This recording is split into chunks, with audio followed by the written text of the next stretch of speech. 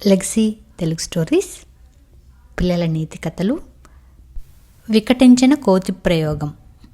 మెల్లగా శబ్దం కాకుండా తన కాళ్ల వెనక నుంచి ఎవరో వెళ్ళడం గమనించిన గుర్రం బలంగా లాగిపెట్టి ఒక తన్ను తన్నింది.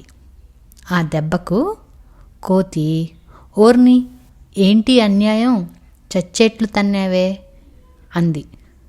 అయ్యో కోతి, నువ్వా? చీకట్లో నా వెనక కాళ్ళ దగ్గర ఎవరో తచ్చాడుతున్నట్లు అనిపిస్తే దొంగ వచ్చాడు అనుకొని లాగిపెట్టి తన్నా అంది గుర్రం. అవును, నీ దగ్గర 7 వారాల నగలున్నాయట కదా, వాటికి ఆశపడి దొంగొస్తాడు అంది కోతి వెటకారంగా.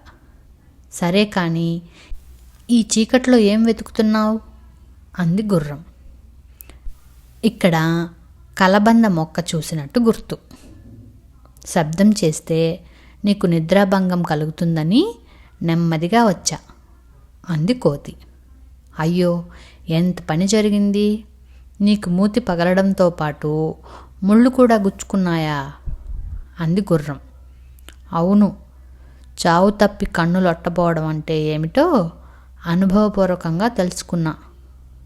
ఒంట్లోకి దిగిన ముళ్లను తీసుకుంటూ బాధగా అంది కోతి.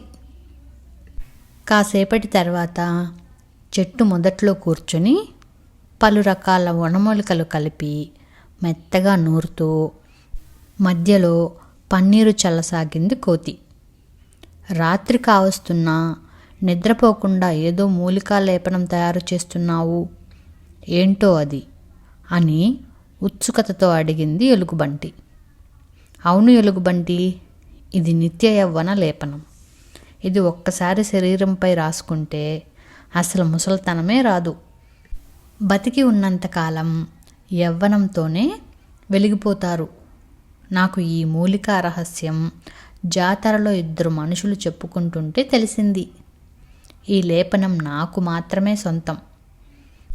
కాస్త మన రాజు సింహానికి ఇచ్చి ఎంచక్కా మంత్రి పదవి తీసుకుంటా అని కోతి ఆనందంగా చెప్పింది. తాను తయారు చేసిన లేపనాన్ని అంతా ఎండు సొరకాయ బుర్రలో నిండుగా పోసి ఆకులను ఉండగా చేసి మూతలా పెట్టింది. అది చాలా బరువుగా ఉండడంతో చెట్టు మొదట్లోనే భద్రపరిచి చెట్టు పైకెక్కి నిద్రపోయింది. మరుసటి రోజు ఉదయం సొరకాయను భుజాన పెట్టుకొని మృగరాజు దగ్గరికి వెళ్ళింది. అప్పటికే అడవిలోని జంతువులతో సమావేశమై మాట్లాడుతున్న సింహం, ఏంటి కోతి, ఇలా వచ్చావు అంది. ప్రభు, ఇది యవ్వన లేపనం. దీన్ని రాసుకుని కొద్దిసేపు ఎండలో నిలబడితే వారు జీవితాంతం యవ్వనంగా ఉంటారు అంది కోతి. నిన్ను నేను నమ్మలేను. ముందుగా నువ్వే పూసుకో, తర్వాత నా శరీరానికి రాసుకుంటా అంది సింహం. తమరి ఆజ్ఞ అని సొరకాయ బుర్రలోని జావలాంటి లేపనాన్ని మూతి దగ్గర నుంచి తోక చివరిదాకా దట్టంగా పట్టించుకుంది కోతి. తర్వాత ఎండలో నిలబడింది. కాసేపటికి దానికి మూతి దగ్గర దురద పుట్టింది. క్రమేపీ ఒళ్ళంతా దురదలు, మంటలు మొదలయ్యాయి. ఉన్నది 2 చేతులు, కానీ ఒళ్ళంతా ఒకేసారి దురద పెట్టడంతో ఎలా గీరుకోవాలో తెలియని కోతి నేలపై పడి దొరలసాగింది.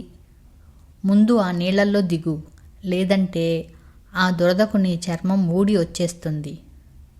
ప్రకృతిలో ప్రతి ప్రాణి జన్మించి దశలవారీగా ఎదిగి చివరకు మరణిస్తుంది.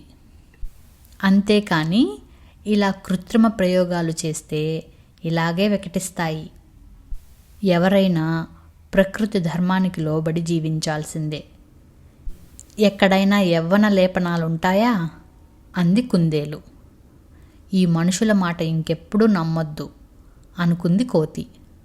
హమ్మయ్య, ఇంకా నయం, ఆ లేపనం నేను రాసుకోలేదు, బతికిపోయాను. ఇకపై ఆ కోతి మాటలు అస్సలు నమ్మొద్దు అని సింహం ఓ నిర్ణయానికి వచ్చింది.